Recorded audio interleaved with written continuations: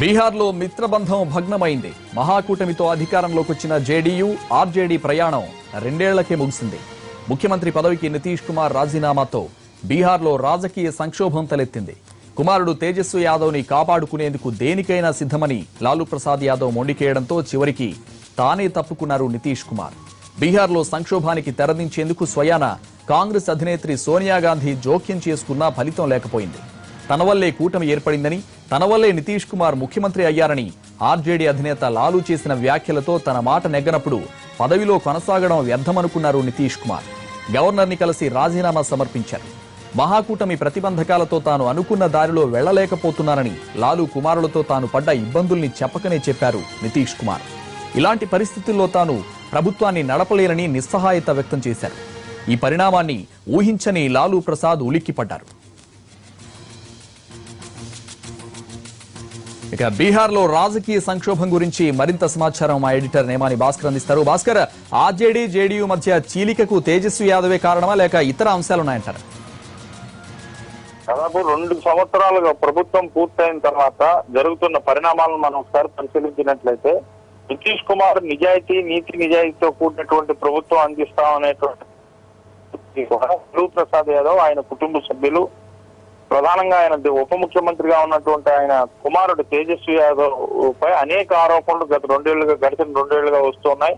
భూ కుంభకోణాలు కావచ్చు, ఇతరత్ర ఇసుక కుంభకోణాలు కావచ్చు, మద్యం కుంభకోణాలు కావచ్చు, ఇటువంటి అనేక రకాల కుంభకోణాలపై ఆయన కుటుంబ సభ్యులు ఆర్జేడీ ఎమ్మెల్యేల మీద ప్రధానంగా వస్తున్నాయి. అంటే ఎప్పటికప్పుడు అవినీతి ఆరోపణల విషయంలో నా ప్రభుత్వం క్లీన్ ఇమేజ్ తో ఉండాలి, ప్రజలు నన్ను విశ్వసించి పట్టం కట్టారు అనేటువంటి అంశాన్ని నితీష్ కుమార్ పలు సందర్భాల్లో చెప్తూనే ఉన్నప్పటికీ కూడా లాలూ ప్రసాద్ యాదవ్ పార్టీకి సంబంధించినంత వరకు ఆరోపణలు రోజు రోజుకి అధికమవుతూ ప్రధానంగా ఆయన కుమారుడు ఉప ముఖ్యమంత్రిగా ఉన్నటువంటి తేజస్వి యాదవ్ పైన తీవ్రమైన ఆరోపణలు వచ్చాయి. కొద్ది రోజుల క్రితమే ఆయనపై సిబిఐ విచారణ ఆదేశాలు వచ్చాయి. సిబిఐ పూర్తి విచారించి ఆయనపై కొన్ని అభియోగాలు పేర్కొంది. అదేవిధంగా బీహార్ లో లాలూ ప్రసాద్ యాదవ్ కుమార్తెకు సంబంధించి కూడా ఈడీ విచారణ జరుపుతున్నటువంటి పరిస్థితి. ఈ అన్ని పరిణామాలని పరిశీలించిన తర్వాత మొన్న జరిగినటువంటి రాష్ట్రపతి ఎన్నికల్లో నితీష్ కుమార్ బీజేపీ ఎన్డీఏ అభ్యర్థికి మద్దతుగా నిర్ణయం తీసుకున్న తర్వాత ఈ సంక్షోభం మరింత పెద్దదైంది. అయితే దీన్ని పరిశీలించిన తర్వాత కాంగ్రెస్ అధినేత్రి సోనియా గాంధీ, రాహుల్ గాంధీ వీళ్ళంతా రంగంలోకి దిగి ఇటు లాలూ ప్రసాద్ యాదవ్ అని ఇటు నితీష్ కుమార్ కి నచ్చ చెప్పేటువంటి ప్రయత్నం చేసినప్పటికీ కూడా నితీష్ తన తనయుడిని ఉప ముఖ్యమంత్రి పదవి నుంచి రాజీనామా చేయించేందుకు అంగీకరించకపోవడంతో పాటు ఆయన ఆర్జేడీకి సంబంధించిన ఎమ్మెల్యేలతో సమావేశమై తన నిర్ణయాన్ని పూర్తి స్థాయికి కట్టుబడి ఉంటాం, ఎట్టి పరిస్థితుల్లోనూ రాజీనామా చేసే పరిస్థితి లేదు, అసలు తన వల్లే ఈ ప్రభుత్వం ఏర్పడింది, బీహార్ లో సింగిల్ లార్జెస్ట్ పార్టీగా ఉన్నటువంటి మహాకూటమి ఉన్నప్పటికీ కూడా సింగిల్ లార్జెస్ట్ పార్టీగా ఆర్జేడీ ఉంది, 80 మంది ఎమ్మెల్యేలు ఉన్నారు, అప్పుడే ముఖ్యమంత్రి పదవిని ఆర్జేడీ అడగాల్సినటువంటి పరిస్థితి ఉన్నప్పటికీ కేవలం నితీష్ ని ముఖ్యమంత్రిగా ముందు ప్రకటించిన రీత్యా దానికి మిత్రధర్మానికి కట్టుబడి మేము మాట్లాడలేదు అనేటువంటి సంకేతాలు పంపిన తర్వాత ఈ పరిణామాలన్నింటినీ పరిశీలించిన తర్వాత నితీష్ కుమార్ ఇక సాధ్యం కాదు, ఈ కూటమితోనే మనుగడ సాధించలేను అనే నిర్ణయానికి వచ్చిన తర్వాత ఈ రోజు సాయంత్రం అత్యవసరంగా ఎమ్మెల్యేలతో సమావేశమయ్యారు. సమావేశం అయిన తర్వాత ఎమ్మెల్యేలతో సమావేశం అక్కడి నుంచి నేరుగా తన ఇంటి నుంచి రాజ్భవన్కి వెళ్ళి గవర్నర్ని కలిసి రాజీనామా సమర్పించారు. అయితే ఈ పరిణామాలన్నింటినీ గడిచిన కొంతకాలంగా భారతీయ జనతా పార్టీ అధినాయకత్వం చాలా సీరియస్ గా పరిశీలన చేస్తోంది. బీహార్ లో ఎట్టి పరిస్థితుల్లోనూ గతంలో లాగే మనుగడ సాధించాలి, గతంలో లాగే నితీష్ కుమార్ తో కలిసి పనిచేయడమా లేకపోతే బీజేపీ ఎదుగుదలకి ఈ రాజకీయ పరిణామాలకు అనుకూలంగా ఉపయోగించుకోవాలి అనేటువంటి ఆలోచన భారతీయ జనతా పార్టీ చేస్తుంది. ఆ పార్టీ అధ్యక్షుడు అమిత్ షా దీని మీద చాలా సీరియస్ గా వర్క్ చేస్తున్నటువంటి పరిస్థితి. దీంతో పాటు గడిచిన 2-3 సందర్భాల్లో నితీష్ కుమార్ ఢిల్లీ పర్యటనకు వెళ్లిన సందర్భంలో ప్రధానమంత్రిని కలవడం, ప్రధానమంత్రిని కలిసి ఈ బీహార్ రాజకీయ పరిణామాలు, బీహార్తో ఉన్న పరిణామాలని వివరించిన తర్వాత నితీష్ కుమార్ కు స్నేహాస్తం అందించేందుకు భారతీయ జనతా పార్టీ ముందుకు వచ్చింది. అక్కడ ముందు బీహార్ నుంచి ఆర్జేడీని, కాంగ్రెస్ ని పూర్తి స్థాయిలో వైపౌట్ చేయాలి అనేటువంటి నిర్ణయానికి వచ్చిన తర్వాత బీహార్ లో నితీష్ కుమార్ కి చేయూతనిచ్చి అవసరమైతే ప్రభుత్వం పడిపోకుండా నిలబెట్టేందుకు ప్రయత్నం చేస్తూ ఉన్నటువంటి పరిస్థితి.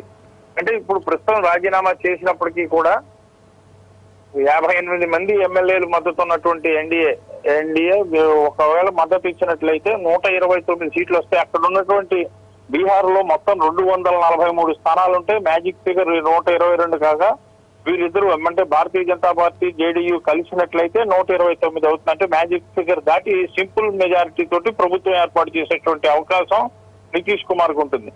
గవర్నర్ ని కలిసి వచ్చిన తర్వాత నితీష్ కుమార్ చెప్పిన మాట కూడా ఇదే, తాను పూర్తి స్థాయిలో పార్టీకి ప్రభుత్వం రద్దు చేసి ఎన్నికలకు వెళ్తున్నట్లుగా ఎక్కడా చెప్పనటువంటి పరిస్థితి. కేవలం జరగబోయే పరిణామాలు ఏ విధంగా ఉంటాయని 1-2 రోజుల్లో చెప్తాం అనేటువంటి అంశం మాత్రమే చెప్పారు. అయితే నితీష్ కుమార్ రాజీనామా చేసిన మరుక్షణమే ప్రధానమంత్రి స్పందించారు. ఆయన ట్వీట్ చేశారు. ట్విట్టర్ లో ఆయన పేర్కొన్నటువంటిది 25 లక్షల భారతీయులు ఈ రాజీనామా నిర్ణయాన్ని హర్షిస్తున్నారు అనేటువంటిది.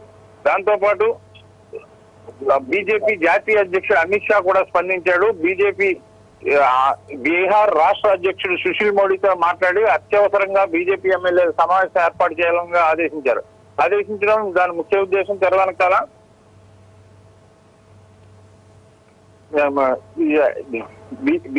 బీహార్ పరిణామాలు ప్రస్తుతం బీజేపీ పార్లమెంటరీ బోర్డు సమావేశం ఢిల్లీలో జరుగుతున్నటువంటి పరిస్థితి. ప్రధాన మంత్రి అధ్యక్షుడు పార్లమెంటరీ బోర్డు సమావేశం ప్రారంభమైంది.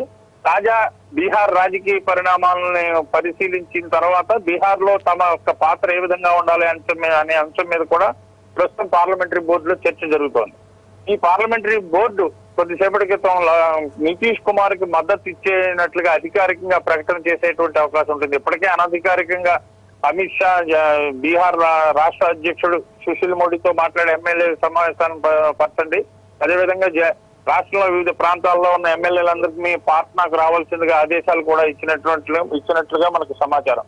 అంటే మొత్తం మీద ఇటు బీజేపీ ఇటు నితీష్ కుమార్ కలిసినట్లయితే 129 స్థానాలు ఉంటాయి. కాబట్టి తక్షణం మరో కొత్త ప్రభుత్వాన్ని నితీష్ కుమార్ మళ్లీ ముఖ్యమంత్రిగా ప్రమాణ స్వీకారం చేసేటువంటి పరిస్థితి ఉంటుంది తాజా రాజకీయ పరిణామాలను చూస్తే. అయితే నితీష్ కుమార్ యొక్క వైఖరి ఇందులో ఎలా ఉండబోతుంది? ఒకసారి ఇద్దరు కలిసిన తర్వాత బీజేపీ జేడీయూ కలిసి మళ్లీ ఎన్నికలకు వెళ్తారా, లేదంటే 2 సంవత్సరాలు అయింది, కరెక్ట్ గా 2015 నవంబర్ లో ముఖ్యమంత్రిగా ఆయన బాధ్యతలు చేపట్టారు. కాబట్టి ఇంకా పూర్తిగా 2 ఏళ్లు నిన్న ప్రభుత్వం ప్రజల ముందుకు ఎన్నికలు తీసుకెళ్లే అవకాశం లేకుండా బీజేపీతో కలిసి ప్రభుత్వాన్ని ఏర్పాటు చేస్తారా అనేటువంటిది చూడాల్సిన ఉంటుంది. అయితే భారతీయ జనతా పార్టీ నుంచి మనకు అందుతున్నటువంటి సమాచారం జాతీయ స్థాయి నాయకత్వం చెప్తున్నది, ఎట్టి పరిస్థితుల్లోనూ బీహార్ లో ఎన్నికలు జరగకుండానే నితీష్ కుమార్ ప్రభుత్వాన్ని కాపాడేందుకు ప్రయత్నం చేస్తాం, నితీష్ కుమార్ కూడా ఆ విధంగానే ఉన్నారు అనే భావనతో ఉన్నారు అనేటువంటిది బీజేపీ వర్గాల నుంచి మనకు అందుతున్నటువంటి సమాచారం.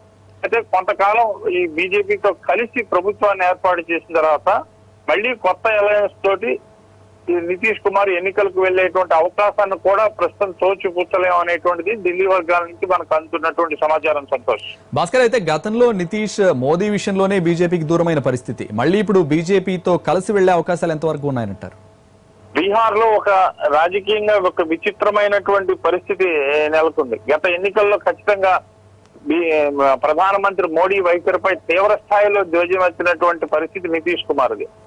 కేవలం మోడీ వైఖరిని ఎదుర్కొనేందుకు మోడీని తన ప్రత్యర్థిగా చూపిస్తూనే నితీష్ కుమార్ అప్పట్లో ఎన్నికల ప్రచారానికి వెళ్లారు.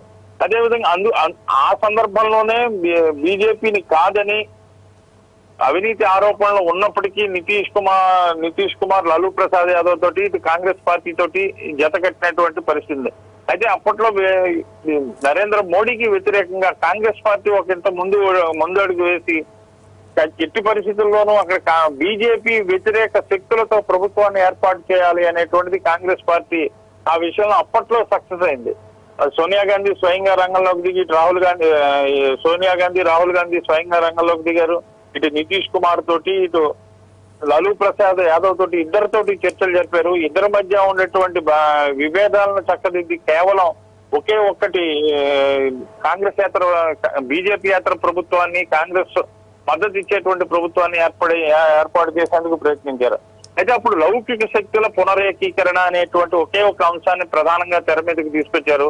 లాలూ ప్రసాద్ యాదవ్ పై ఎన్ని అవినీతి ఆరోపణలు ఉన్నప్పటికీ ఆరోపణలకు పెద్దగా ప్రాధాన్యత ఇవ్వకుండా కేవలం మతతత్వ శక్తులకు వ్యతిరేకంగా లౌకిక శక్తులకు అనుకూలమైనటువంటి ప్రభుత్వం కావాలి అనేటువంటి ఒక కొత్త అంశాన్ని తెర మీదకి తీసుకురావడం ద్వారా అప్పట్లో వీరి మధ్య సయోధ్య కుదిర్చి కూటమిని ఏర్పాటు చేయడంలో సక్సెస్ అయ్యారు. అయితే గడిచిన 2 సంవత్సరాల్లో ప్రభుత్వంలో అనేక ఆరోపణలు వస్తున్నాయి. ప్రభుత్వంలో ఉండేటువంటి మంత్రుల మీద, ప్రధానంగా కోalition గవర్నమెంట్ లో ఉన్నటువంటి ఆర్జేడీ మంత్రుల మీద మాత్రమే ఈ ఆరోపణలు వస్తున్నాయి. లాలూ ప్రసాద్, ఉప ముఖ్యమంత్రి లాలూ ప్రసాద్ యాదవ్ కొడుకు తేజస్వి యాదవ్ కావచ్చు, ఇతర ఆర్జేడీ మంత్రుల మీద మాత్రమే ఆరోపణలు వస్తున్నాయి. ఈ ఆరోపణలు తాము ఇంకా భరించేటువంటి శక్తి లేదు. 5 సంవత్సరాల తర్వాత ప్రజల ముందుకు వెళ్తే నితీష్ కుమార్ కు ఉన్నటువంటి క్లీన్ ఇమేజ్ పోయి ఆయన కూడా మరకలతోటి, అవినీతి మరకలతోటి ప్రజల ముందుకు వెళ్లాల్సినటువంటి పరిస్థితి. ఆ పరిస్థితి వచ్చినట్లయితే భారతీయ జనతా పార్టీ అక్కడ తనకు అనుకూలంగా ఈ పరిస్థితిని మలుచుకునేటువంటి అవకాశం ఉంటుంది అనేటువంటి ఉద్దేశం ఒకటి ఉంది.